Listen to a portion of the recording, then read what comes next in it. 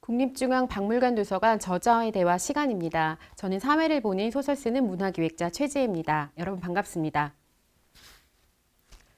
오늘은 예술과 인문에 관련해서 이야기를 나누는 시간을 마련해 보았습니다.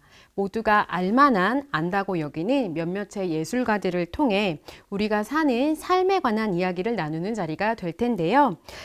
사진, 현대무용, 뮤지컬, 미술, 그리고 공연, 영화까지 다양한 장르를 넘나들며 자신만의 예술관을 가지고 글을 써온 이동섭 작가와 함께 합니다.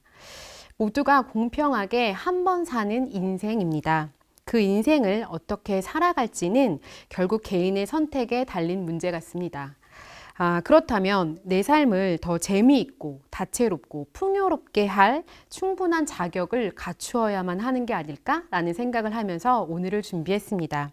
또한 그것이 내가 예술과 인문을 곁에 두어야 하는 필연적인 이유가 될 것입니다.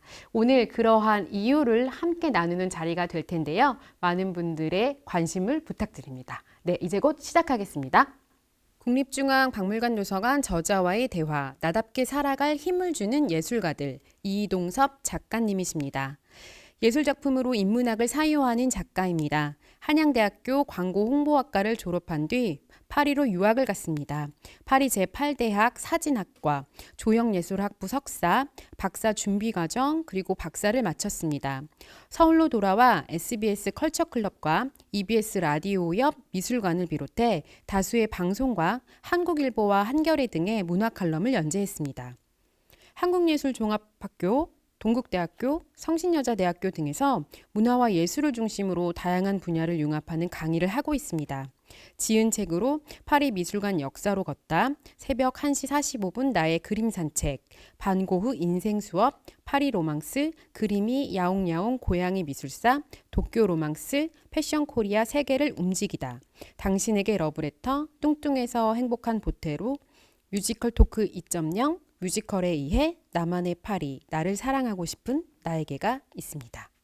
오늘의 책을 소개합니다. 나를 사랑하고 싶은 나에게. 최고의 예술가들이 전하는 오늘 더 빛날 당신을 위한 인생 수업. 살면서 스스로 보잘것없게 느껴지는 순간을 수없이 마주하겠지만 자기를 존중하고 사랑하는 이에게 세상은 상처를 입힐 수 없습니다. 아무에게도 이해받지 못하는 기분이 들 때도 당신은 혼자가 아닙니다. 별같은 예술가들이 카페에서 만난 옆자리 친구가 되어주는 책, 나를 사랑하고 싶은 나에게를 통해 조금 다르고 불안한 모습마저 나만의 아름다움이자 삶의 힘으로 삼게 되길 바랍니다. 타인의 시선에 휘둘리지 않는 자존감, 일, 관계, 생각을 만드는 법. 나답고 싶은 당신에게 용기를 주는 특별한 조언이 찾아옵니다. 나를 사랑하고 싶은 나에게는 어디에 속하지 못하고 부족하게만 느껴지는 순간에 자신을 사랑할 힘을 키워주는 말과 문장을 담은 책입니다. 네, 안녕하세요. 이동섭입니다. 오늘은 2021년 국립중앙박물관 도서관에서 열리는 저자와의 대화에 초대받아서 대단히 기쁩니다. 오늘 여러분들께 제가 준비한 강의 주제는 나답게 살아갈 힘을 주는 예술가들, 특히 다빈치와 반고흐, 다비드를 중심으로 이렇게 잡아봤습니다. 우선 강의를 시작하기 전에 간략하게 제 소개를 먼저 여러분들께 드리고 시작하겠습니다. 저는 한국에서 대학을 졸업하고 프랑스 파리로 유학을 가서 거기서 한 11년 정도 공부했습니다. 공부를 하는데 프랑스의 학문적 전통 탓인지 저희 지도교수 역량인지 아니면 제가 원래 그런 성향인지 좀 다양한 분야를 공부하게 됐습니다. 다양한 분야를 공부해서 그곳에서 이 학위를 받고 특히 이제 사진, 현대무용, 뮤지컬, 미술, 공연, 영화 이렇게 두루두루 공부했는데요. 어떻게 보면 깊이 없이 가볍게 이것저것 건드린 사람처럼 보이기도 하고 또 어떻게 보면 다양한 분야에 관심을 갖고 꾸준히 공부하는 그런 학자로 보이기도 하는데요. 처음부터 이 여러 분야를 공부해야겠다라고 생각하고 공부를 시작한 건 아니고요. 공부를 하다 보니 저절로 이렇게 흘러오게 됐습니다. 그리고 유학을 마치고 한국에 이제 들어와서 이 활동을 하다 보니까 예술이라는 것을 다루는 많은 분들께서 예술 그 안에만 주로 머무시는 경향이 있더라고요. 그것은 뭐 옳고 그름이나 좋고 나쁨의 문제가 아니라 저는 예술을 조금 우리 일상이라든가 사람의 생에 좀 더 가까이 당겨오는 그런 일을 좀 하고 싶었습니다. 그래서 그 과정에서 찾게 된 것이 이제 인문학이었고요. 물론 이제 인문학이라고 하면 한국에서 흔히 문사철이라고 해서 문학이나 역사, 철학을 다 두루 아우르기 때문에 문학 안에 이제 예술이 있다 이렇게 보시는 뭐 분들도 계십니다. 하지만 저는 좀 더 세분화시켜서 예술 작품, 뭐 그림일 수도 있고요, 사진일 수도 있고, 조각일 수도 있고, 뭐 음악일 수도 있고, 우리가 흔히 예술이라고 하는 이 예술 작품들을 가지고 인문학을 조금 더 쉽게 이제 풀어 설명하는 그런 일을 하고 있습니다. 그래서 예술 인문학자라는 좀 생경한 타이틀을 달고 활동을 하고 있고요. 제가 지금까지 쓴 책은 한 12, 권 정도 되는데요.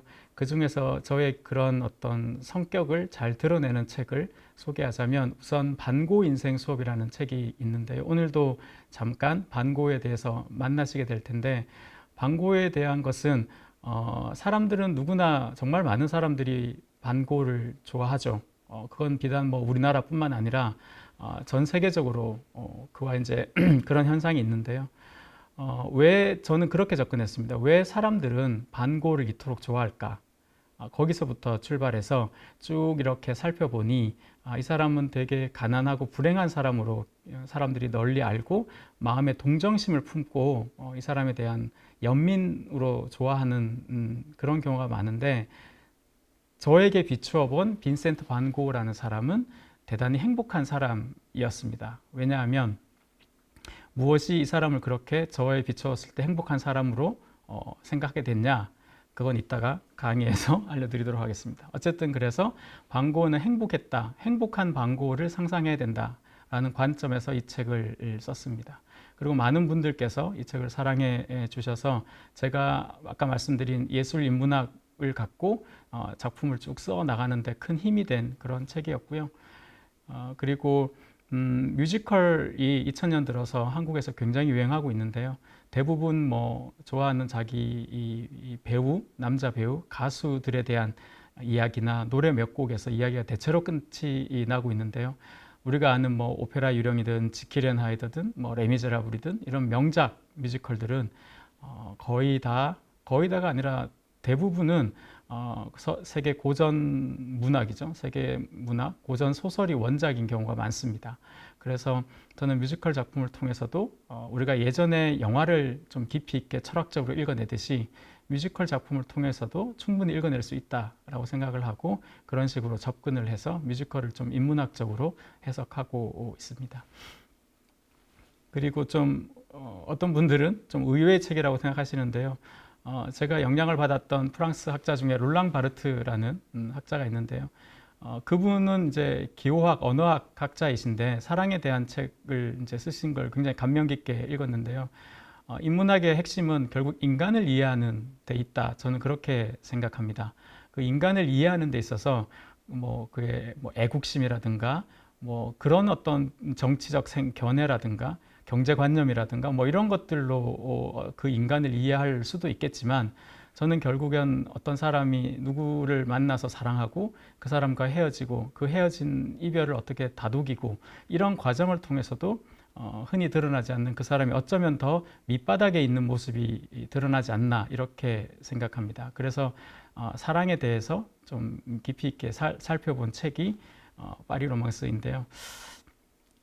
책의 내용은 이제 이별과 사랑에 대한 이야기가 2부에 실려 있는데 표지가 이렇게 예쁘고 달달해서 의외로 정말 이 책이 안 팔릴 줄 알았는데 참 많은 사람들께서 특히 여성 독자들이 되게 좋아해 주셨던 그런 책입니다. 이 책도 제가 인문학을 하는 데 있어서 두고두고 되게 중요한 책으로 생각합니다. 그리고 역시 저는 한국에서 서양 미술사라든가 혹은 서양학과, 뭐 더 넓게는 예술을 전공한 사람이 아니고요. 광고 홍보학을 전공한 사람이었고 유학을 가서 이제 예술을 접하게 됐는데요. 그렇게 보니까 서양 미술사를 공부하려고 들면 아마 이 방송을 보시는 많은 분들께서도 다 곰브리치 책을 사시고 한 5페이지 읽으시고 이제 포기하시는 그런 경향이 아마 많은 분들이 경험하셨을 것 같은데요. 그 곰브리치 책은 물론 저는 이제 나중에 읽었습니다만 참 재미없더라고요. 참 어렵기도 하고 너무 모르는 얘기를 많이 써놓기도 하고 그래서 저는 취향의 미술사를 해보자라고 생각했어요. 즉 내가 좋아하는 내가 관심 있는 것을 갖고 미술사를 한번 일별해보면 어떨까 이제 그런 생각을 했고요. 그 중에서 어떤 걸 할까 하다가 저는 고양이를 좋아하지 않았던 사람인데 고양이를 키우게 됐고 잠시 그러면서 이제 고양이에 관심이 생겼습니다. 그래서 고양이라는 동물이 나오는 그림을 갖고 미술사를 써보자 해서 이 책을 이제 쓰게 되었습니다. 정말 공교롭게도 고양이가 인간의 역사에 들어온 것이 고대 이집트 문명이고 서양 어떻게 보면 미술이 시작하는 지점도 보통 그 즈음으로 많이들 시작하는데요. 그 두 우연을 갖고 이 책을 기술하고 있습니다. 그래서 어떤 분들은 미술사 책으로 읽으시고 어떤 분들은 고양이의 문화사로 읽으시는 분도 물론 있습니다. 근데 때때로 어느 도서관에서는 이 책 제목이 그림이 야옹야옹이 붙는 바람에 어린이 도서인 줄 알고 이게 어린이 서가에 가 있는 그런 경우도 있는데 어쨌든 고양이에 관한 미술사라고 볼 수 있습니다. 그리고 좀 가벼운 예술을 우리가 일상에서 좀 가볍게 즐길 수 있는 에세이를 썼고요. 그리고 한국인뿐만 아니라 지금 전 세계에서 가장 인기 있는 미술 사조이자 세계에서 가장 비싼 그림 100점을 꼽으면 가장 많이 속해 있는 역시 미술 사조는 바로 인상주의입니다. 그래서 왜 인상주의가 이토록 많은 사람들이 좋아할까? 역시 거기서부터 이제 질문을 찾아봤는데요.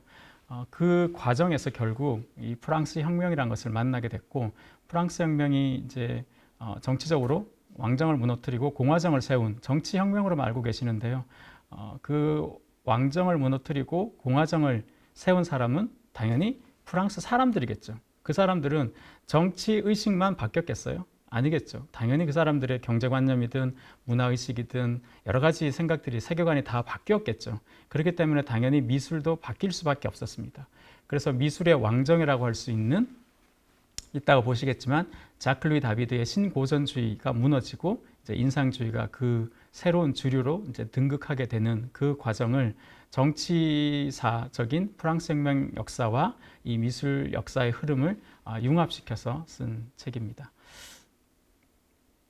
그리고 다빈치 인생 수업은요, 반고 인생 수업 연장에서 가장 유명한 사람이고 가장 오해받는 사람을 꼽으라면 역시 레오나르도 다빈치인 것 같습니다. 천재의 대명사로 알려져 있지만 과연 그런가? 이따 강의를 통해서 여러분들께 또 소개해 드리도록 하겠습니다. 그래서 다빈치 인생 수업을 썼고요. 그리고 최근에 낸 책은 이렇게 예술과 예술가들에 대한 관심을, 특히 저는 예술 작품만큼이나 예술가에 대한 관심이 굉장히 많고요. 그래서 그 예술가들을 조금 이렇게 가까이서 살펴보니 그 사람들이 겪었던 여러 고민들, 어떤 갈등, 불안, 우울, 낮은 자존감, 뭐 등등등 지금의 우리가 겪는 그런 많은 문제들을 여전히 어느 시대든 이 예술가들이 겪어왔습니다. 어떻게 보면 인류 역사에서 가장 예민하고 가장 불안에 떨고 있는 사람들이 지금 사람들이라고들 사회학자는 얘기하는데요. 모든 시대, 저마다 각자의 시대에서 가장 예민했던 이 예술가들이 그런 불안이라든가 자기애라든가 자존감이라든가 등등등 그런 자신이 갖고 있던 어떤 마음의 문제를 어떻게 해결해 갔는지를 좀 가벼운 에피소드들을 통해서 이 책에서 풀어놓고 있습니다. 그래서 오늘은 이 책에서 나오고 있는 예술가들, 그리고 책에 나오지 않지만 또 중요한 예술가들 를 통해서 여러분들께 이제 소개해 드릴까 하는데요. 보시다시피 제가 소개하지 않은 뭐 또 패션 책도 있고 여러 책이 있는데요. 저는 이토록 좀 관심의 폭이 좀 다양하고요. 다양한 분야, 즉 예를 들면 미술에서 얻은 지식을 뮤지컬로 풀어놓고요. 뮤지컬에서 얻은 관점을 그림을 보는 데 사용하기도 합니다. 그래서 여러 폭넓게 관심을 갖고 그 여러 분야에서 얻었던 지식과 견해와 생각과 세계관을 한 분야에 다시 다른 분야에 적용하는 그런 과정으로 작업을 하고 있습니다. 그래서 저는 제가 쓴 책들은 어쨌든 최대한 기존에 없는 책을 써야겠다라는 생각을 갖고 항상 새로운 책을 쓰고 있습니다. 그런 맥락에서 오늘 강의를 시작하는데요. 제가 왜 제 소개와 제 책 소개를 좀 이렇게 길게 드렸냐면 지금부터 여러분들께서 들으실 이 강의 내용은 다 사실입니다. 다 팩트에 기반해서 다 체크가 된 사실들인데 이 사실들을 갖고 해석하는 것은 전적으로 저희 주관적 견해입니다. 따라서 여러분들께서 어느 시점까지는 쭉 따라오시다가 생각이나 즉 견해나 의견이 나뉘는 지점이 생길 수 있습니다. 그럴 때 누가 옳고 그르다, 맞다 틀리다로 보시지 마시고 인문학은 그런 게 아니죠. 그렇게 보지 마시고 저 사람은 저런 사람이니까 저렇게 생각하는구나.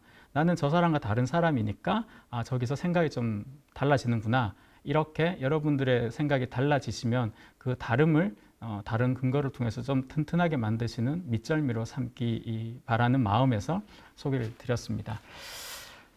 자, 그래서 오늘 이제 이 예술가들 세 분을 제가 준비했는데요. 그 시작점에 있는 예술가인데 오늘 시점, 2021년 지금 9월 시점에서 봤을 때 이 그림이 세상에서 가장 비싼 그림입니다. 물론 이 말에는 약간 함정이 있죠. 야, 저 그림보다 루브르 미술관에 있는 모나리자가 더 비싸지 않아? 이렇게 생각하실 수 있습니다. 그렇습니다. 당연히 모나리자가 경매에 나온다면 그렇겠죠. 그러니까 이 그림은 경매에 나온 그림들 가운데 가장 비싸게 팔린 그림이다. 이렇게 이해하시면 됩니다. 그러니까 루브르 미술관의 모나리자가 경매에 나오면 뭐 아마도 압도적으로 1등을 하겠죠. 근데 경매에 나올 리가 아마도 없으니까 프랑스란 나라가 뭐 망하더라도 설마 그걸 팔겠어요? 그렇기 때문에 현재 시점으로 경매가 기준으로 가장 비싼 그림은 바로 이 그림입니다. 이 그림은 바로 레오나르도 다빈치의 구세주라는 그림이고요. 작품 가격은 2017년 11월 경매 낙찰가 기준으로 5,500억입니다. 그러면 이 그림을 산 사람은 아랍에미레이트 정부로 되어 있는데요. 왕자가 샀는데요. 그럼 5,500억만 내면 이 그림을 가져갈 수 있냐? 아닙니다. 여기에 25% 정도 수수료를 내야 이 그림을 가져갈 수 있으니까 실제 가격은 훨씬 좀 더 올라가겠죠. 근데 5,500억도 꽤 비싸죠. 근데 사실 우리는 뭐 5,500만 원이나 5억 5천 원 실감이 나는데 5,500원 실감이 안 나실 텐데요. 뭐 정확한 이해가 될지 모르겠지만 단군이 우리나라를 세운 지가 4,500년 좀 더 됩니다. 그러니까 단군이 곰한테 마늘 먹으라고 했을 때부터 매년 1억을 모아도 이 그림을 못 사죠. 산술적으로는. 근데 이제 이자가 붙고 하니까 뭐 그럴 텐데 그만큼 어마어마한 가격이죠. 이 그림이 A4 2장 정도 크기 정도 되거든요. 그렇게 봤을 때는 정말 엄청난 가격인 거죠. 자, 과연 그렇게 비쌀 일인가인 거죠. 이렇게까지 비쌀 일인가? 이 그림 한 장이 뭐라고? 그러면 그림 값을 결정하는 여러 요소가 있을 텐데요. 그 이유를 알기 위해서는 뭘 알아야 되냐? 저는 이렇게 생각합니다. 이것은 제가 갖고 있는 생각인데요. 모든 시대는 그 시대를 대표하는 이상적인 인간들이 있습니다. 그러니까 지금 우리 시대, 21세기 지금 시대도 우리 시대가 추구하는 이상적 가치를 구현한 사람이 있다는 뜻이겠죠. 그 사람이 누군지는 뭐 사람들마다 견해가 크게 나뉘지는 않을 텐데요. 어쨌든 유럽 역사를 보면 고대 그리스 이렇게 예술 사조로 크게 이렇게 쭉 나누면 요 시대마다 그 시대의 이상적 인간상이 있습니다. 그것은 물론 고대 그리스 시대에 그리스 사람들이 모여가지고 야, 우리 시대의 가장 이상적인 인간이 누구인지 투표해서 뽑자 이렇게 되는 건 아니죠. 이것은 뭐 유네스코가 지정하는 것도 아니고요. 그냥 학자들이 저마다의 근거를 갖고 이렇게 이야기를 해서 보편성을 얻어가는 그런 이야기인데요. 고대 그리스 같은 경우는 역사적으로 그 다음 시대에서 볼 때 고대 그리스는 이런 시대였고 이런 시대니까 가장 이상적인 인간은 이런 사람이야 라고 이제 사후에 아마 이제 정립이 되는 그런 거겠죠. 그래서 고대 그리스를 놓고 보자면 고대 그리스의 가장 이상적인 인간상은 역시나 직업으로 따지면 철학가이겠죠.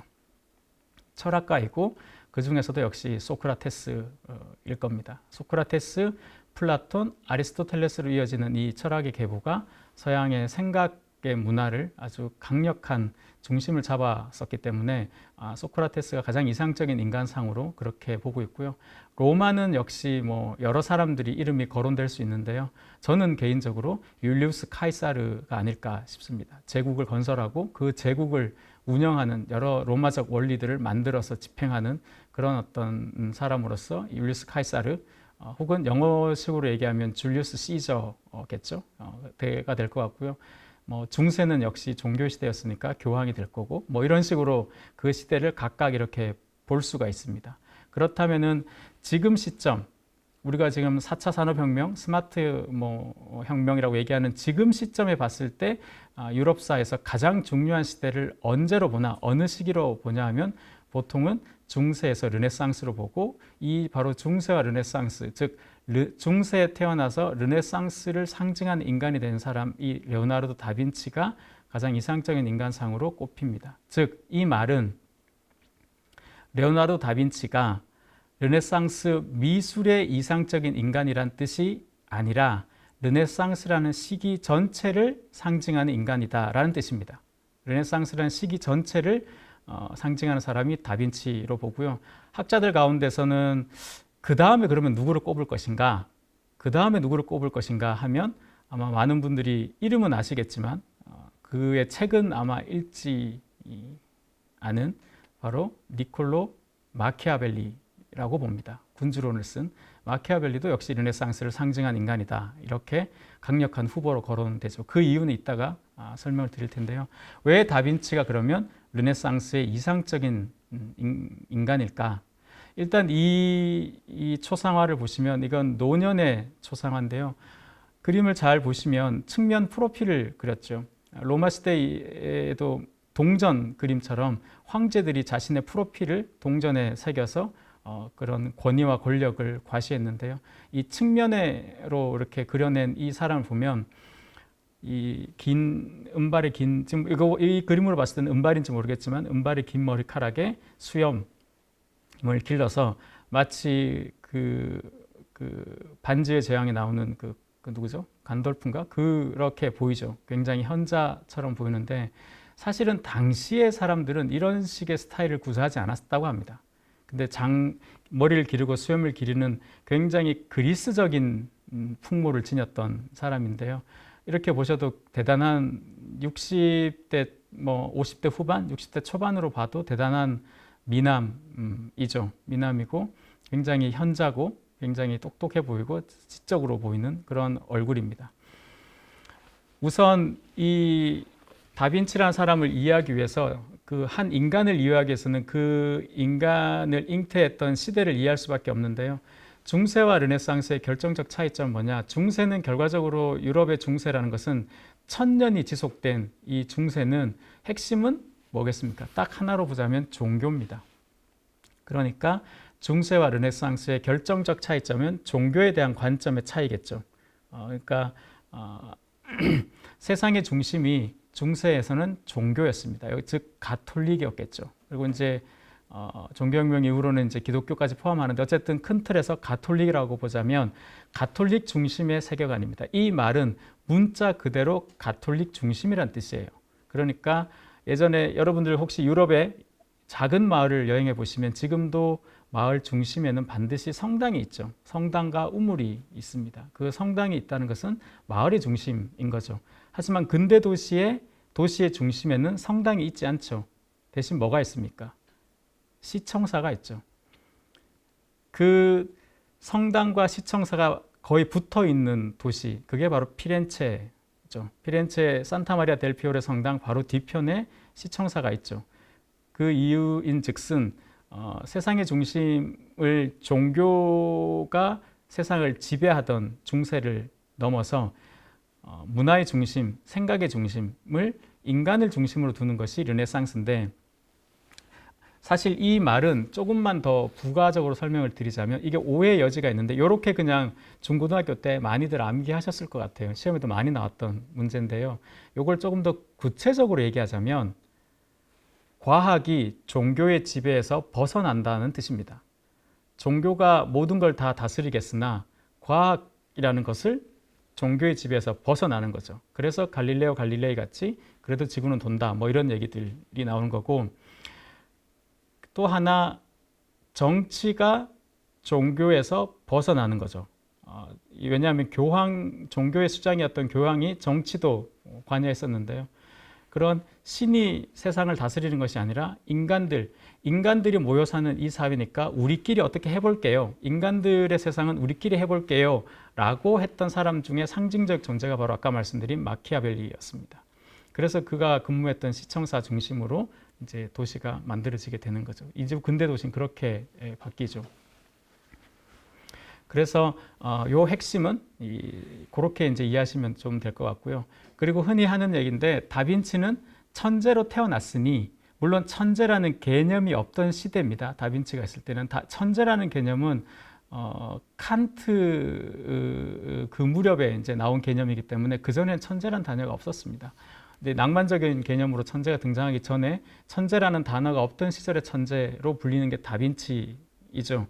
천재로 태어났으니 당연히 시대를 앞서가는 그림을 그렸다라고 보통은 생각합니다. 다빈치에 대한 가장 큰 오해, 그리고 저도 역시 그렇게 그냥 믿어 의심치 않았었고요. 근데 과연 그럴까라는 거죠. 과연 이 사람은 천재로 태어났을까? 우리가 생각하는 천재라는 것은 딱히 뭘 배우지도 않아도 4살 때 미적분을 풀고 5살에 뭘 하고 뭐 우주의 원리를 밝히고 뭐 이런 사람들처럼 대단한 예상할 수 없는 범위의 기능인으로서 천재를 상징하는데요. 그러면 이 수태고지란 그림입니다. 도제 시절을 끝내고 독립장인이 되었을 때 아마도 대부분을 혼자 완성했을 것이라고 추정되는 이 그림도 천재의 증거가 될 것인가? 과연 다빈치는 천재로 태어나서 천재로 살다가 천재로 죽은 사람일까? 그의 생은 첫 번째를 아시기 위해서는 사생아로 태어났습니다. 사생아라는 것은 아버지와 어머니가 결혼하기 전에 이 레오나르도를 잉태해서 낳았어요. 그리고 나서 아버지는 다른 여자랑 결혼했고 어머니는 다른 남자랑 결혼했습니다. 그러니까 이제 좀 굉장히 좀 위치가 애매한 거죠. 그래서 5살까지는 어머니와 의붓 아버지의 아래에서 자랐고 5살 이후에는 친아버지와 의붓 어머니 아래에서 살았습니다. 이런 경우에는 대부분 이제 프로이트 같은 정신분석학자죠. 이 프로이트가 다빈치에 대해서 책을 썼는데요. 그에 따르면 그 해석에 따르면 이런 경우는 아버지의 빈자리를 다른 무엇으로 채우게 된다. 그 자리를 채운 것은 세상에 대한 호기심과 지식이었습니다. 그러니까 끊임없이 세상을 알고 싶어하고 끊임없이 호기심을 추구하고 뭔가의 하나의 완성에 그치지 않고 더 다른 분야 계속 이렇게 관심을 펼쳐가게 되는 것은 바로 그가 사생아로 태어났기 때문에 그렇다. 이렇게 해석하는데요. 일단 좀 남다른 예술가들을 쭉 살펴보면 남다른 작품을 만들어내는 사람들은 좀 남과 다른 삶을 살았던 사람들이 꽤 많더라고요.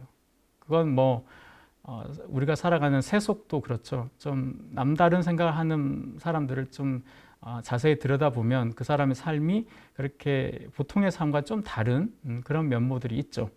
다빈치는 태어났을 때부터 이렇게 좀 다른 사생아라고 태어났기 때문에 그런 면에서 좀 남달랐다라는 거고요. 사생아로 태어났지만 또 하나의 특징은 또 뭐였냐면 어머니를 닮았을 것으로 추정되는데 굉장한 미남이었다고 합니다. 그래서 당대의 기록을 보면 다빈치에 대한 기록 중에는 그의 이제 미모를 찬사하는 그런 글들이 많은데요. 대단히 아름다운 남자였다 이렇게 되어 있습니다. 여기 그림에서 이제 오른쪽 남자가 다빈치 뭐 자화상은 아니고요. 다빈치가 이렇게 곱슬머리에 아름다운 남자였을 것이다 이렇게 추정하는데 그 당시에 뭐 그런 이유 그 사생아이자 대단히 아름다운 미모를 가졌다고 해서 동성애자가 되는 건 아닙니다. 그건 다른 문제이긴 한데 당시 피렌체에서 예술가들 가운데 동성애자가 꽤 많았습니다. 지금도 물론 다빈치를 동성애자다라고 확실하게 못 받기는 좀 주저하게 되는데 99% 정도 동성애자라고 강하게 추정합니다. 같은 맥락으로 동성애자였던 사람이 이제 보티첼리가 있고요. 그리고 놀랍게도 미켈란젤로도 동성애자로 강력하게 추정됩니다. 그러니까 당시에 이 젊은 소년 시절 10대 중반에 보통 초중반에 도제로 들어갑니다. 장인들의 도제로 들어가서 거기서 먹고 살고 함께 자면서 이 그림을 배우고 각종 기술을 배우다 보니까 아무래도 남자들끼리 그런 상황에 있다 보니 좀 그런 경향이 있지 않았을까. 그리고 피렌체라는 도시 자체에 또 동성애 뭐 종교가 지배하던 시대였으니까 동성애 처벌법이 있긴 했으나 좀 상대적으로 좀 유명무실했다. 그래서 이 지금도 독일어에서 동성애자를 가리키는 단어가 플로렌체인데요. 이 플로렌체라는 단어는 바로 동성애자라는 단어입니다. 그러니까 독일 사람들한테 피렌체 사람들은 다 동성애자 이렇게 되는 셈이죠. 세 번째는 이제 거울 문자라 그래서 이 거울을 비춰봐야 글자가 제대로 보이는, 그래서 천재의 증거로 많이 얘기하는데요. 이것은 아까 사생아들은 태어나면 요즘으로 비유하면 실업계를 가서 고등학교 졸업하면 돈을 벌었어야 돼요. 그러니까 라틴어를 배우고 이제 대학에 가는 것이 아니라 이제 실업계로 빠져야 되기 때문에 어떻게 보면 교육에 대해서는 좀 이렇게 주산 같은 거 가르치는 정도였습니다. 그러니까 다빈치도 아버지는 주로 이제 밖에 있었고 이렇게 하다 보니까 누가 붙어가지고 이렇게 잘 글자를 쓰는 걸 가르치거나 이렇게 하지 않았던 것 같아요. 그래서 왼손잡이였습니다. 왼손잡이가 글자를 쓰다 보니까 종이에서 이렇게 요즘같이 펜이 좋으면 여기서부터 쑥 써가도 이렇게 잉크가 손에 안 묻죠. 근데 옛날에는 이렇게 쓰면 잉크가 다 묻을 거 아니에요. 그렇다 보니까 이 책 안쪽에서부터 쓸 수밖에 없는 거죠. 이렇게 거꾸로 이렇게 써야지만 잉크가 묻지 않는 거죠. 그래서 여기서부터 쓰는데 그런 동시에 이 글자의 이제 상하 좌우를 이제 변환해서 자기 머릿속에서 변환해서 거꾸로 쓰게 됐다는 거죠. 암호처럼. 그러니까 이제 이런 공간감이 굉장히 좋았기 때문에 나중에는 지도 같은 것도 지금 뭐 위성에서 본 지도를 그리듯이 그런 단편적인 정보를 모아서 위에서 아래로 내려다본 지도를 그려냈어요. 군사적으로 아주 기묘하게 그렇게 쓰였는데요. 그러니까 거울 문자도 그런 어떻게 보면 잘못 들인 버릇이 고쳐지지 않은 채 성인이 되어서 익숙해진 그런 게 아닌가. 그래서 그림에서 보시면 밑에 빨간색으로 이렇게 표시한 것은 리오나르도라고 적혀 있습니다. 그거는 제대로 적혀 있죠. 그러니까 저것은 누가 쓴 거냐 하면 후대의 다른 학자가 이게 레오나르도 다빈치 거라는 뜻에서 쓴 거고요. 나머지 글자는 다빈치가 쓴 겁니다. 그리고 그는 채식주의자였습니다. 되게 특이하죠. 채식주의자. 동물을 너무 사랑해서 채식주의자였고, 그러니까 어느 순간 채식주의자가 됐고요. 고기를 먹지 않는 것을 나아가서 동물 털로 된 옷도 입지 않았다 이렇게 합니다. 그러니까 좀 당시에는 또 음식도 굉장히 간이 세게 먹는 시대였는데 요즘 말로 하면 좀 밍밍하게 음식을 먹고 여러모로 좀 되게 좀 특이한 사람이었는데 제가 이 다빈치를 공부하고 내린 결론은 요즘 한때 왜 그 차도남이라는 얘기를 많이 했죠. 그 약간 되게 세련되고 좀 곁을 잘 안 주면서도 약간 그 세련되고 음식도 좀 이렇게 잘 조절하고 이런 사람. 약간 다빈치는 성격은 그렇지 않은데요. 그런 태도는 좀 그런 면이 있는 것 같습니다. 그 좀 15세기 사람인데 공부를 하다 보면 되게 21세기 사람 같아요. 다빈치는 그런 면에서. 그리고 무엇보다 왼쪽에서부터 보자면 왼쪽에서 있는 사람이 메디치가에서 사랑받았던 산드로 보티첼리입니다. 그리고 중간에 역시 사랑받았던 미켈란젤로고요. 오른쪽은 너무나 교황이 사랑했던 라파엘로입니다. 이 사람들은 어떻게 보면 그 주문자가 원하는 그림이나 조각들을 척척 잘 해냈어요. 근데 다빈치는 자기가 원하는 그림을 그렸어요. 물론 누가 주문을 해도 그 주문자의 주문을 받아도 자기가 원하고 자기 식대로 그렸습니다. 그래서 미완성도 꽤 많았어요. 그러니까 다빈치는 자기가 원하는 그림을 그렸다. 굉장히 현대적인 그런 거죠. 바꿔 얘기하면 그렇기 때문에 당시에는 돈 문제로 항상 좀 어려움을 많이 겪었다. 이렇게도 이제 볼 수 있습니다. 이렇게 보자면 다빈치는 굉장한 아웃사이더이자 비주류였습니다. 그러니까 천재로 태어나서 처음부터 누가 깜짝 놀랄 만한 신동의 재능을 가졌고 사람들이 처음부터 너의 재능을 높게 평가해서 바로 곧장 주류가 되었다 이렇게 보면 어렵다는 거죠. 어떻게 보면 그런 사람은 바로 미켈란젤로가 그랬습니다. 미켈란젤로는 그런 면이 있지만 다빈치는 평생을 거의 아웃사이더로 지냈어요. 아웃사이더로 지냈고 그렇기 때문에 심지어 자기 조국에서 생을 마감하지 못하고 이제 당시로 봤을 때는 문화적으로 이탈리아보다 좀 못했던 프랑스에 가서 삶을 마감했죠. 그런 면에서 아웃사이더였는데 그러면 뭐 얘는 계속 그러면 그늘에 있었냐? 그건 아닙니다. 아웃사이더이긴 했는데 이 사람이 뭐 하나 하면 굉장히 주목을 받는 거예요. 아, 어떻게 이런 걸 했지? 어떻게 이렇게 했지? 이제 이런 건 있어요. 근데 깜짝 놀랄 만한 뭐는 하는데 쉽게 말하면 권력자들이 주문을 하면 또 이거 마감을 안 해줘. 약간 또 그런 사람이고 딴 데로 가버리고 이런 식으로 자기 내키는 대로 살았던 또 그런 사람이었습니다. 그런 그가 르네상스를 상징하게 됐다라는 거죠. 어떻게 됐냐면 그 힌트는 이 피렌체라는 도시가 있습니다. 왜냐하면 저는 이 도시 DNA라는 말을 쓰는데요. 지금도 여러분 스마트폰을 통해서 뭐 뉴욕이나 파리에서 일어난 일을 실시간으로 받아본다라고 생각하지만 그렇다고 해서 우리가 그 도시에 있는 만큼의 도시의 영향을 받지는 못하죠. 바꿔 얘기하면 예전 시대는 이 각각의 도시는 굉장히 폐쇄된 채로 자기만의 문화를 계속 만들어 갔습니다. 그러니까 어느 도시에서 사는지는 그 인생에서 굉장히 중요했다는 거죠. 그러니까 자기가 갖고 태어나는 생물학적 DNA 있죠. 그 뭐 외모나 뭐 머리카락의 색깔이나 눈동자 색깔이나 등등등 키나 이런 생물학적 DNA만큼 인간의 삶에 있어서 중요한 것은 바로 도시 DNA인데 바로 이 다빈치는 10대 중후반에 이 바로 피렌체에서 10대를 보냈고 특히 이 피렌체에 왔다고 해서 다들 그러면 뭐 다빈치 같이 되냐 그건 아닌데요. 여기 이 사진은 제가 2019년도에 이탈리아 여행 때 찍어온 사진인데요. 뭐 많은 분들 아시겠지만 저 붉은 도움이 바로 산타마리아 델 피오레 성당입니다. 그 흔히 피렌체 두오모라고 하는 성당인데요. 저 도움을 쿠폴라죠. 저 도움 20몇만 장의 벽돌로 쌓은 저 도움을 지은 사람이 브루넬레스키라는 사람이었습니다.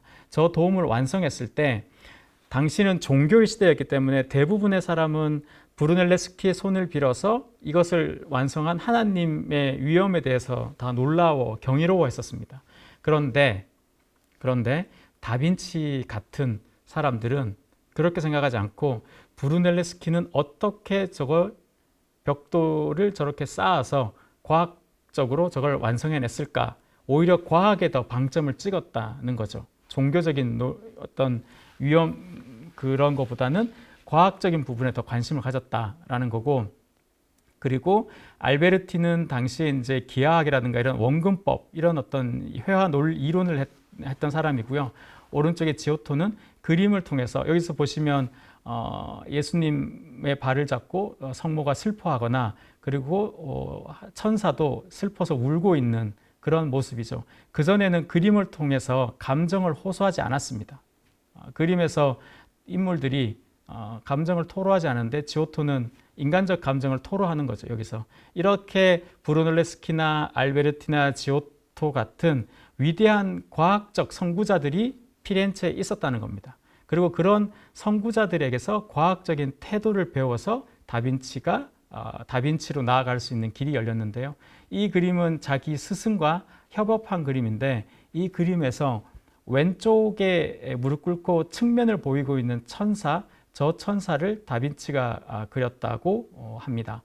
그것은 어떻게 증명됐냐면 다빈치가 남긴 노트에 바로 저 천사 스케치가 발견되었기 때문에 저 천사를 다빈치가 그렸다 이렇게 되어 있습니다. 당시에는 그러니까 스승이 장인이 일거리를 따와요.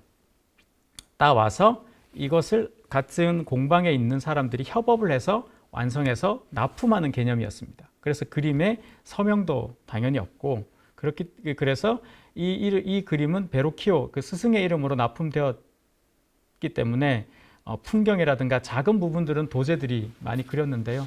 여기서는 바로 이제 다빈치가 저 소년을 그렸다, 천사 소년을 그렸다 이렇게 되어 있습니다. 그래서 과학이라는 것은 이 당시의 그림은 스승이 그렸던 대로 따라 그리면 돼요. 그런데 다빈치는 스승이 그렸던 걸 따라 그리는 것은 과학적 태도가 아니죠.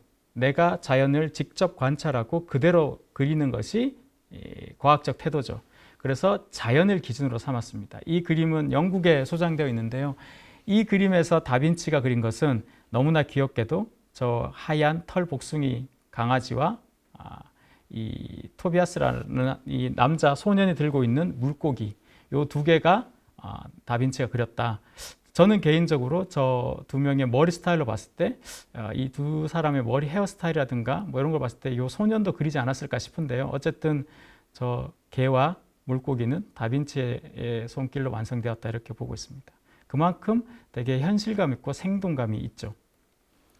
그리고 무엇보다 서양 미술사 최초의 풍경화를 그가 그려냈습니다. 이렇게 제가 되게 좋아하는 그림인데요. 이건 분우아의 성모라는 그림인데 당시에는 이런 성모화를 많이 그렸습니다. 근데 이 그림이 왜 인간 중심의 종교화로 볼 수 있냐면 여기서 보시면 성모가 웃고 있죠.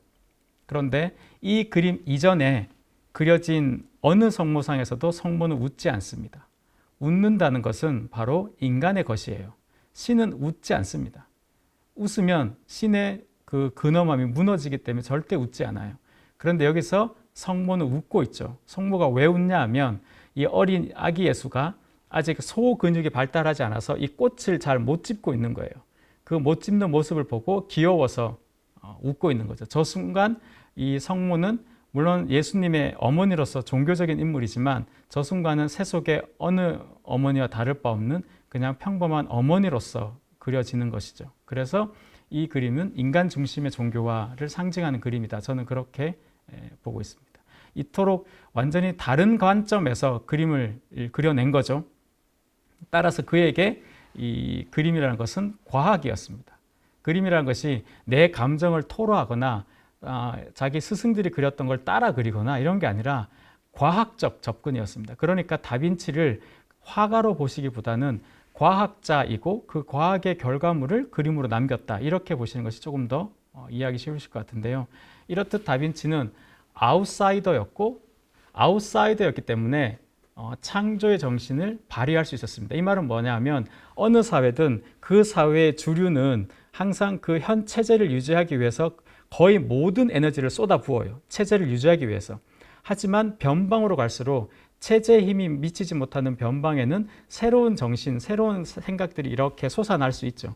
다빈치는 출신 성분부터 성격, 캐릭터 등등등으로 인해서 바깥에 이 외곽에 있던 사람이었는데 그 외곽에 있으면서 자기다운 이 창조의 정신을 유감없이 발휘할 수 있었고 그것이 지나고 보니까 르네상스라는 유럽 문명의 아주 중요한 시기를 상징할 수 있는 사람이 되었다. 이렇게 정리할 수 있습니다.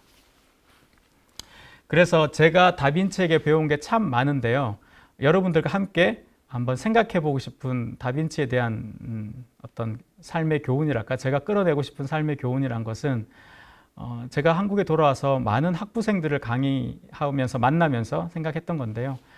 우리는 어떤 인생에서 보면 어떤 단점이 있으면 그 단점을 없애기 위해서 노력하는 사람이 있죠. 난 이걸 못하니까 이걸 해야 돼. 난 영어를 못해.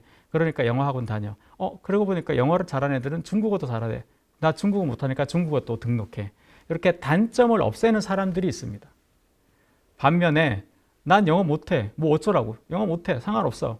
대신 나는 스포츠를 좋아해. 그래서 뭐 예를 들면 남들이 다 타지 않던 예를 들어서 뭐가 있을까요? 뭐 지금은 너무 많은 사람들이 타지만 그 뭐 보드 같은 이런 좀 그런 익스트림 스포츠 같은 거를 만약에 추구한다. 그러면 그 사람은 뭐겠어요? 나는 운동신경이 발달해서 그런 새로운 스포츠에 도전하고 그 새로운 스포츠를 정말 남들보다 압도적으로 잘해서 그것을 매력으로 삼는 사람이 있는 거죠. 하지만 그 사람은 영어를 못해요.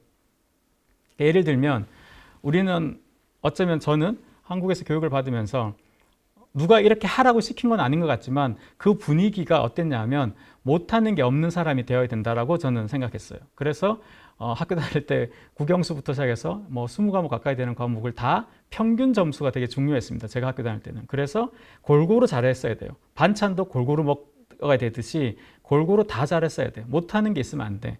그래서 단점을 없애는 사람이 능력 있는 사람으로 알고 있었습니다. 딱히 단점이 없는 사람이. 근데 과연 그런가라는 거죠. 이 단점을 없애는 사람과 장점을 매력으로 만드는 사람, 여러분들도 한번 생각해 보시기 바랍니다. 다빈치의 선택은 뭐였냐? 다빈치는 후자였습니다. 장점을 압도적 매력으로 만들어서 작품으로 구현해냈습니다. 즉 그의 장점은 뭐였냐면 여러 가지가 있는데요. 그 중에 하나를 꼽자면 아까 말씀드린 미모였습니다. 아름다운 얼굴과 외모였어요. 근데 그게 뭐 장점이냐? 뭐 요즘 같은 시대는 그게 장점이기도 하죠. 근데 그런 차원이 아니라 자기의 아름다운 외모를 아름답게 꾸미기 시작했어요. 아름답게 꾸미는 걸 좋아했어요. 그래서 헤어스타일이나 특히 옷 스타일도 당시 남자들이 요즘 말로 하면 이렇게 간단하게 위아래 이렇게 입는다면 다빈치는 그 긴 머리 휘날리면서 그 로마식 튜닉이라고 하죠. 여성분들 원피스, 무릎 길이 원피스 같은 그런 핑크색 튜닉을 입고 길거리를 다녔어요. 하얀 얼굴에 금발 곱슬머리를 휘날리며, 그리고 향수도 자기가 갖고 있는 돈 중에서는 최대한 비싼 걸 샀어요. 향수든 뭐 옷이든 액세서리든.